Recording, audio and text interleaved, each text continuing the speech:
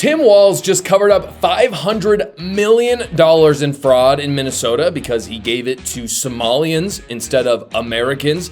And Trump's DOJ is closing in fast. This story actually comes courtesy of two groups that are both quite surprising to me. You've got the New York Times, and then you also have the Minnesota Department of Human Services employees, which are mostly made up of Democrats. Everything I'm about to show you actually comes from people largely on the left. Even they are calling out what Tim Walz has done and showing that they want him in jail. And I don't think that's off the table either. The New York Times reports that with the influx of Somalian immigrants in Minnesota, Somalians essentially are creating fake companies to then bill the state's welfare system because they're taking advantage of it. And the numbers are staggering, by the way. The whistleblowers from the Minnesota government released this graph. They have personally been keeping track of all of the money embezzled. And this is the list. Most of it, as you can see, is through Feeding the Future, which is, the fake company that Somalians put up. And then you've got Medicaid, unemployment benefits, and SNAP. That's pretty much all of it. If you look at the bottom, this adds up to $500 million. This is tons of money. This is not just a small amount. And again, think about this. The Minnesota state government literally cut a check for $250 million to one organization that is at the top. And this is the education agency, by the way. The rest are from Human Health Services, which is the whistleblowers for the most part. They've tweeted all this out on X. You can go see it. It has 32 million views right now. So people are seeing this. And basically what you're seeing is that these funds have now been linked to Shabaab, which is a terrorist organization. The New York Times writes the following about this. They say, the first public sign of a major problem in the state's social services system came in 2022 when federal prosecutors began charging defendants in connection to a program aimed at feeding hungry children. Merrick B. Garland, Attorney General during the Biden administration, called it the country's largest pandemic relief fraud scheme. So all of this started back during COVID. They continue. The prosecutors focused on a Minneapolis nonprofit organization called Feeding Our Future, which became a partner to dozens of local businesses that enrolled as feeding sites. Not real businesses, fake businesses set up by Somalians. They say state agencies reimbursed the group and its partners for invoices claiming to have fed tens of thousands of children. In reality, federal prosecutors said most of the meals were non-existent, and business owners spent the funds on luxury cars, houses, and even real estate projects abroad. So basically, this is Black Lives Matter again, except for instead of Black Americans, it's for Somalians. And they didn't take private donations and do horrible things with them. They took state Minnesota funds and bought sports cars and mansions with them. The article continues. It just keeps getting crazier. It continues. Behind the scenes, as federal investigators sifted through bank records and interviewed witnesses, they said they realized that the meals fraud was not an isolated incident. In September, prosecutors charged 9 people in 2 new plots tied to public funds meant for those in need. In one case, hundreds of providers were reimbursed for assistance they claimed to have provided to people at risk for homelessness, though federal authorities said services weren't provided. The program's annual cost ballooned to more than $104 million last year, the authorities said, from a budgeted projection of $2.6 million when it began in 2020. This is what the government does. You start at 2.6 for the needy. You say to yourself, yeah, that seems reasonable. I mean, that's not crazy. And what it turns into is $104 million for people who are not needy. That is why conservatives don't believe in public welfare. They believe in private welfare through normal citizens, as well as companies, as well as charities, churches, etc. They say this. 2 of 8 people have charged in the scenario have pleaded guilty. 6 others have pleaded not guilty and are awaiting trial. And another program aimed to provide therapy. This is crazy. I told you it keeps getting crazier. It does. Listen to this. In another program aimed to provide therapy for autistic children, prosecutors said providers recruited children in Minneapolis' Somali community, falsely certifying them as qualifying for autism treatment and paying their parents kickbacks for their cooperation. Holy crap. They literally pretended to be autistic to get welfare, guys. And the parents were then paid for that.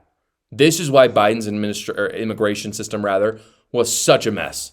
Such a mess. They knew, these people knew, these Somalians knew, if we come to America, we act like we want asylum, we're going to get paid to come. I mean, we're just going to live off the government, which of course, living off the government is living off of your neighbors because the government doesn't actually make money. The rest of us are looking at this and we're thinking, why has everything gotten so expensive? Why is our life so expensive? Why is housing so expensive? Why are groceries so expensive? It's because you're paying for your cost of living and then also the 3 Somalian families in your neighborhood. That's especially true if you live in Minnesota. The New York Times continues. They say federal prosecutors say that 59 people have been convicted in those schemes so far, that more than $1 billion in taxpayers' money has been stolen in 3 plots that they are investigating. That is more than Minnesota spends annually to run its Department of Corrections. Minnesota's fraud scandal stood out even in the context of rampant theft during the pandemic when Americans stole tens of billions through unemployment benefits, business loans, and other forms of aid, according to federal auditors. So what they're saying basically is the fraud during COVID welfare was so bad, and this dwarfs that.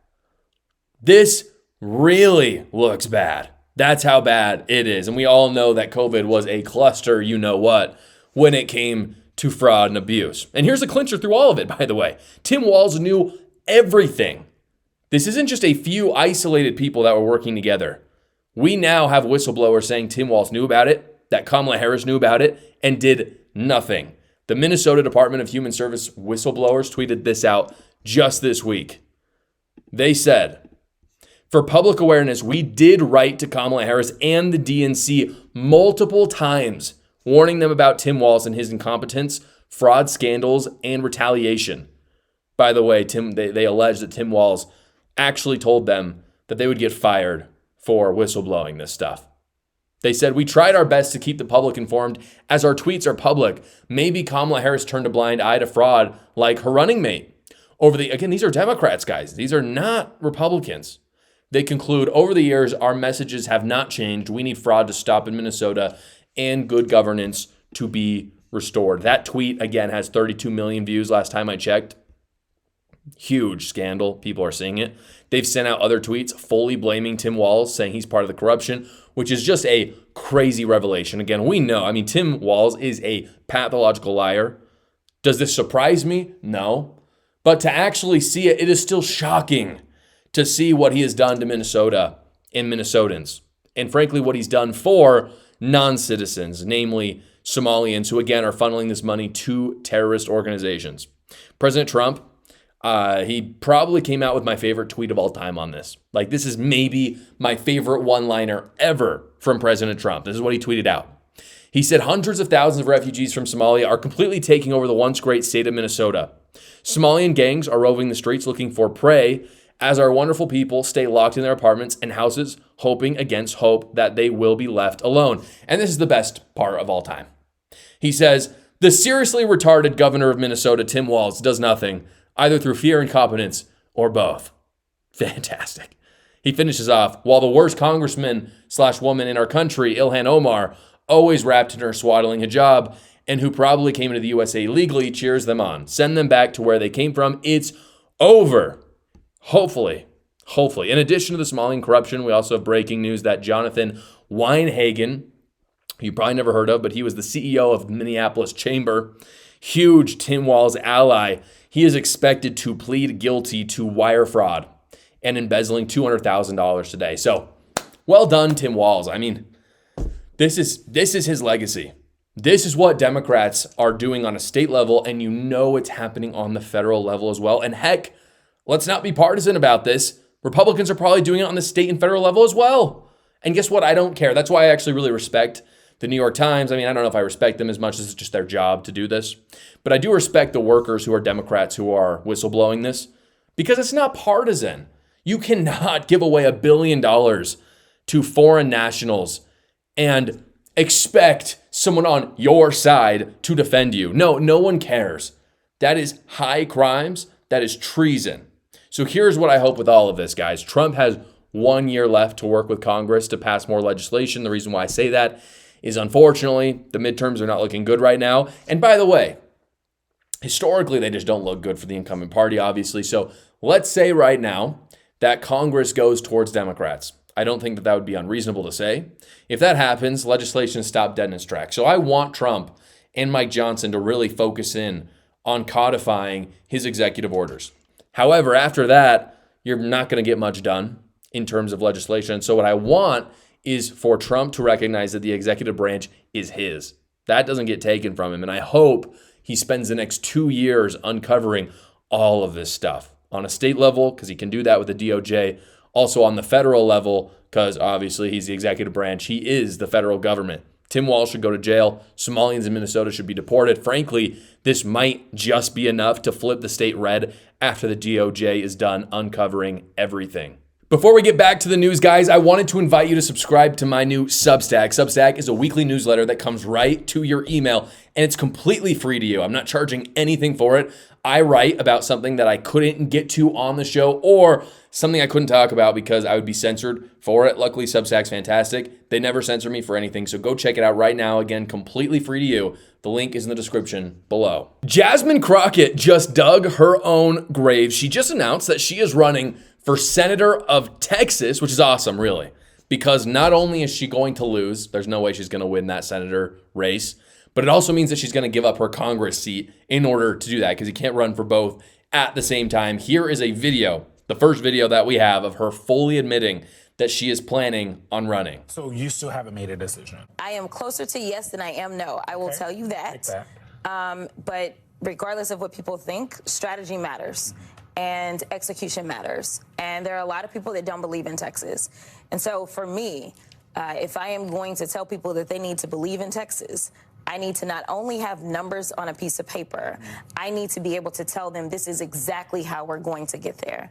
And part of that equation, for me, again, comes down to what type of ticket, instead of relying on one person to kind of carry the load, what type of ticket. So I've actually been talking to other candidates, potential candidates as well, trying to recruit them.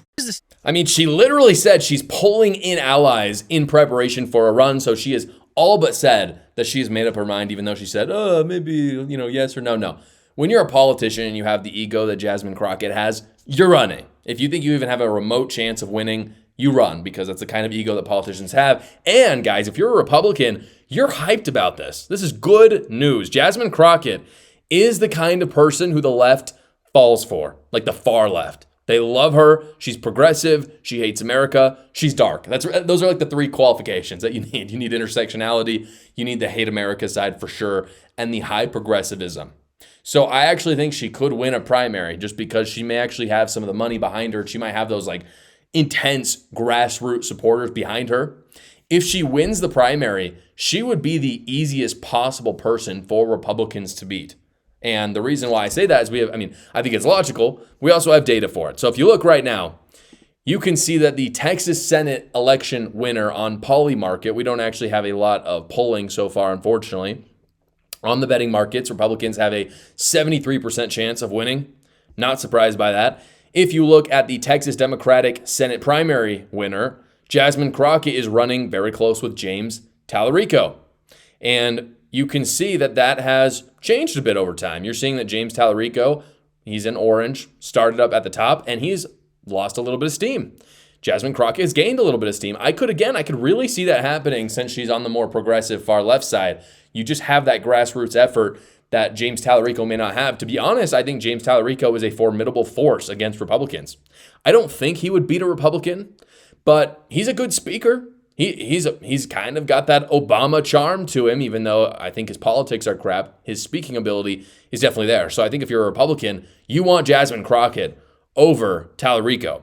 Jasmine Crockett is a very sloppy campaigner as well already. Last week, she went around saying that Lee Zeldin got donations from Jeffrey Epstein, conveniently just left out the fact that just happens to be another Jeffrey Epstein. It's not the actual Jeffrey Epstein. And she purposely said that to try to mislead people. And when she was asked about it, she just said, oh yeah, I was just misleading people. You made a little bit of news last week when you mistakenly accused Lee Zeldin and other Republicans I didn't accepting money from Jeffrey Epstein, but it was a different Jeffrey Epstein according to the financial records. Do you want to... I don't want to give you the opportunity to amend that. And I have no amendments. I made sure that I said a Jeffrey Epstein. But you were trying to insinuate that it was the Jeffrey I absolutely was insinuating that it could be possible. That is true. She is nasty. I mean, she is purposefully lying and fine about it. She's open about lying, about saying someone's connected to Epstein for political purposes.